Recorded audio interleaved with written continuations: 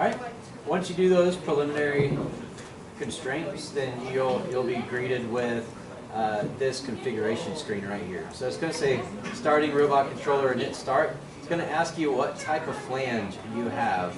Standard flange for most of our applications is what we are going to be working with. So Lizandra, if you wouldn't mind typing 1 down on the keyboard.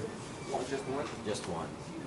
So it's going to work very similar to commands on Teach Pennant too. So from this point on, when you set up a new work cell, things are going to be kind of very linear fashion. It's going to be, instead of really typing on a window or a software program, you'll actually be recreating the same prompts you do on a Teach Pennant, but on a little Teach Pennant user interface through Roboguide. So you selected flange 1, we'll hit, or hit enter 2, I'm sorry.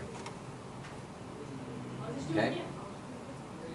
So right now you'll see kind of a similar startup script that you guys would see when your Teach Pennant initially comes on.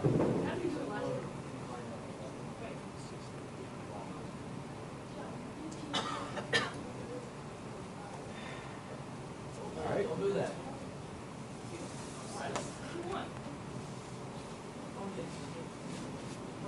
And once again, you're still going to see your startup screen right here, and then start.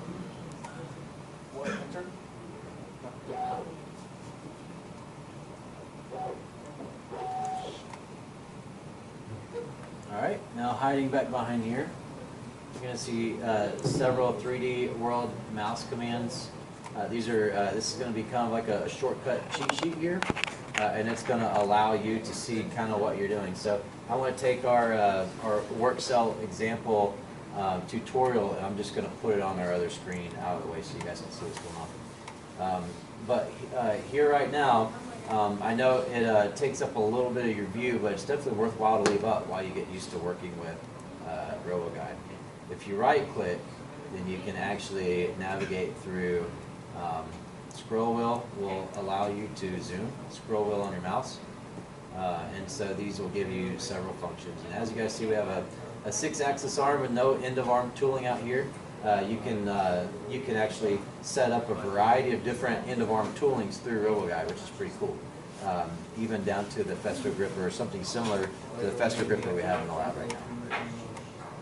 All right. So you guys are going to see the next thing up here is, in order for us, once we get our get our bearings on just the visual orientation of our robot in our work cell, you can actually come up here and find the Teach Pennant and click the Teach Pennant up here. So it's been hidden, and by default it pops up hidden. But if you want to quickly get this out of the way so you can manipulate your environment of your work cell, or if you want to bring it back up again in order to go through your commands, then you can as well.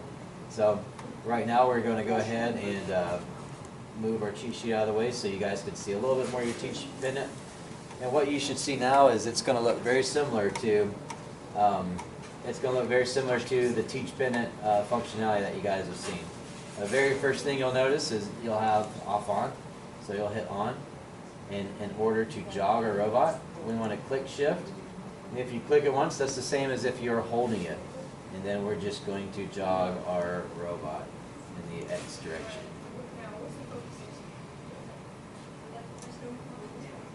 All right, and so from this point, once you've created a work cell and you've populated a robot to work within the constraints of that work cell, now as far as being able to create or access old programs that you create or create new programs, and it's actually going to work. I have to turn shift off. It's actually going to work almost identical to the Teach Pennant that you would have on the actual FANUC robot. So this is great if you want to try something out, or if you want to experiment with different end-of-arm toolings to see if they actually work with the range of motion that you have in your work cell.